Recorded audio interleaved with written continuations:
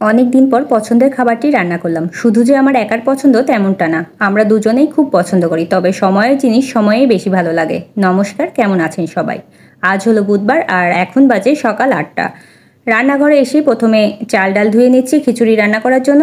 মুগ ডাল শেষ হয়ে গিয়েছে, সেজন্য কলাইয়ের ডাল দিয়ে রান্না করব। ডাল আগে থেকে কিছুটা ভেজে নিয়েছি। খিচুড়িটা রাইস কুকারে বসিয়ে দিয়ে এদিকে চিপস ভেজে নিচ্ছি খিচুড়ি দিয়ে খাওয়ার জন্য। গতকাল পাঁচমিশালি ঘন্ট রান্না করেছিলাম, একটু বেশি রান্না করা হয়েছিল, সেটা কিছুটা ফ্রিজে রেখেছিলাম খিচুড়ির সঙ্গে খাওয়ার জন্য।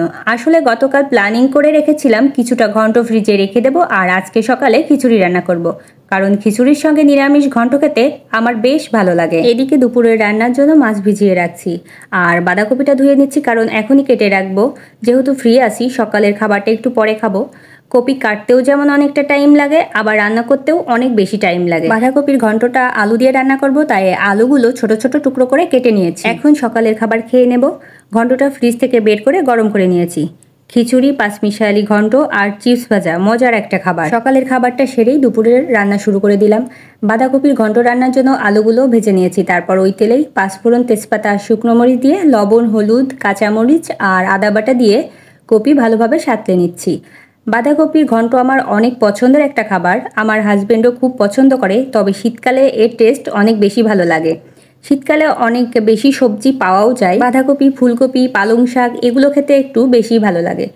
কপি সাঁতলানো হয়ে গেলে তাতে সামান্য জল দিয়ে ঢেকে দিয়েছি। কপি খুবই কচি, এই জন্য খুব বেশি জল দেওয়ার প্রয়োজনও নেই।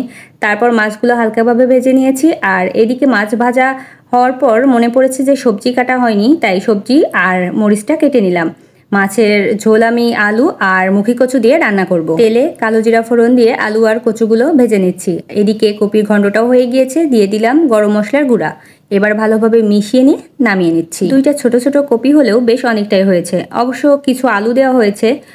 মাঝখানে আবার ঝোলের জন্য জল দিয়েছিলাম, ঝোল ফুটে উঠলে দিয়ে দিলাম জিরা বাটা আর মাছগুলো, তারপর কিছুক্ষণ জাল করব। ইলিশ মাছের ঝোলে আমি সাধারণত কাঁচা জিরা বেটে দিয়ে থাকি। ইলিশ মাছ যেভাবেই রান্না করা হোক খুব বেশি সময় লাগে না।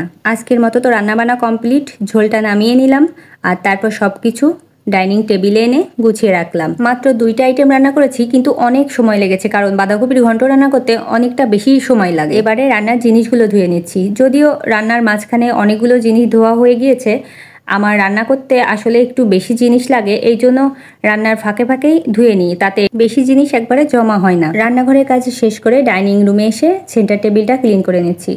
আজকে আর তেমন কোনো বাড়তি কাজ নেই, শুধু টেবিল আর সোফাটা গোছালেই হয়।